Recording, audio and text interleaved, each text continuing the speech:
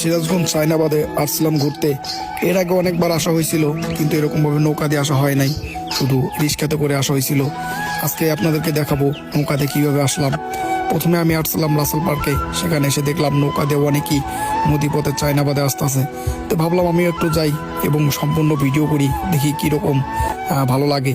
আসার সময় দেখেন আকাশের যে ওয়েদার, ও মাই গড, মানে কি বলবো, সেটা বলার ভাষার বাইরে। মানে এত সুন্দর এখানে ওয়েদার, এত সুন্দর দেখার মতো জিনিস, যেটা না আসলে কখনো বুঝতেই পারতাম না। দেখেন আকাশের কি একটা অবস্থা। যাই হোক, নদীপথে আসতেছিলাম, ভালোই লাগলো। এখান থেকে কিন্তু আরেকটা কথা, যমুনা সেতুও দেখা যায়, একদম স্পষ্টভাবে দেখা যায়। দেখেন আকাশের এত সুন্দর ওয়েদার, যেটা বলার মতো না। ওখানে যাওয়ার পরে যে জিনিসগুলো আমার ভালো লাগলো, সেই জিনিসগুলো অবশ্যই আমি আপনাদেরকে ভিডিওর মাধ্যমে দেখাবো এবং সম্পূর্ণ ভিডিও দেখতে থাকুন। এই এখন আসে এখানে নামলাম, নামার পরে যে ছোট্ট একটা দোকান, মানে এত সুন্দর ওখানে দোকানটার, এত সুন্দর পরিবেশ, যা বলার মতো না। এই রাস্তাটাকে কিন্তু ঠিক একদম যমুনা সেতুর ওখানে গিয়ে উঠেছে। দেখেন বড় বড় এখানে নেটওয়ার্ক টাওয়ার, এগুলো চলা আবহাওয়া এই বিদ্যুতের জন্য। এই যে দেখেন কি সুন্দরভাবে এখানে স্থাপন করে রাখা হয়েছে, সুন্দর একটা রাস্তায়, নিরিবিলি রাস্তায়। সামনে যেতে দেখি বড় একটা নাগরদোলা ঝুলিয়ে রেখেছে।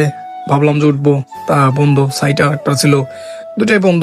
তারপরে ভাবলাম যে আর একটু সামনে যাই, সামনে গিয়ে দেখি আপনাদের কি দেখাইতে পারি। যদি নাগরদোলায় উঠতে পারতাম, তাহলে নাগরদোলা থেকে সম্পূর্ণ পার্কটা আপনাদের ভিডিওর মাধ্যমে তুলে ধরতে পারতাম। সাইডে দেখি একটা ঘোড়া বেঁধে রেখেছে, ঘোড়াটা ওখানে খাবার খাচ্ছে। আর একটু এগিয়ে যেতে দেখি যে একটা মেয়ে ওখানে ভিডিও করতেছে, শাড়ি পরে, যে দেখতে পারতেছেন তো।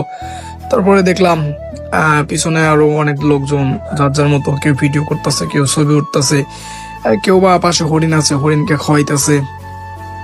পার্ক মানে তো বোঝেন যে পার্কে কি সব নীলা খেলা চলে। একটু সামনে যেতেই দেখি যে ওখানে একটা কি যেন বেঁধে রেখেছে, তার ভিতর দিয়ে একটা গাড়ি যাচ্ছে।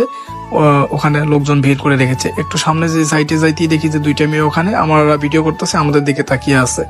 তা আমার তো কি শরম, তো ভাবলাম যে আরসি ভিডিও করতে, এই দেখেন কিভাবে আবার ওই দিক দেখতেছে। তাই ভাবলাম যে আরসি ভিডিও করতে শরম কিসের, ভিডিও তো করতেই হবে। একটু সাইডে যাইতেই দেখি যে একটা মেয়ে শাড়ি পরে আমার সামনে দিয়ে যাইতেছে। তো যাইতেছে সামনে দিয়ে, তাকে তো কিছু বলা যায় না। তো উনি হয়তো টের পাইছে যে আমরা ভিডিও করতেছি, তাই সাইড থেকে সরে গেল। তা আমরাও এই ফাঁকে একটু ভিতরে ঢুকে পড়লাম। ভিতরে ঢোকার পরেই দেখতেছি সামনে রেলগাড়ি। ভাবলাম যে রেলগাড়িতে উঠবো, তা রেলগাড়ি আল্লাহ ওখানে নাই, তাই আর উঠতে পারলাম না। তো বাইকনাকে বললাম যে চলো আর একটু সামনে যাই। আর একটু সামনে যাইতে দেখি যে মাঠের ভিতরে সবাই গোল হয়ে বসে আড্ডা দিতে আছে। তাই অনেক দূর থেকে দেখলাম যে ওই একদম সামনে ওখানে কিছু লোক সম্ভবত ভিডিও শুট করতেছে। তো বাইকনাকে বললাম চলো দেখি কিসের ভিডিও শুট করে। তো বাইকনা বললো যে মামা এসো, এইদিকে যাই। তখন বললাম কোন দিকে, তো বলতেছে সেইদিকে, এইদিকে হরিণ আছে। তো বললাম ঠিক আছে চলো। ওই যে গেটের সেই মেয়েটা আবারও সামনে, ওকে আমরা পাস করে আবার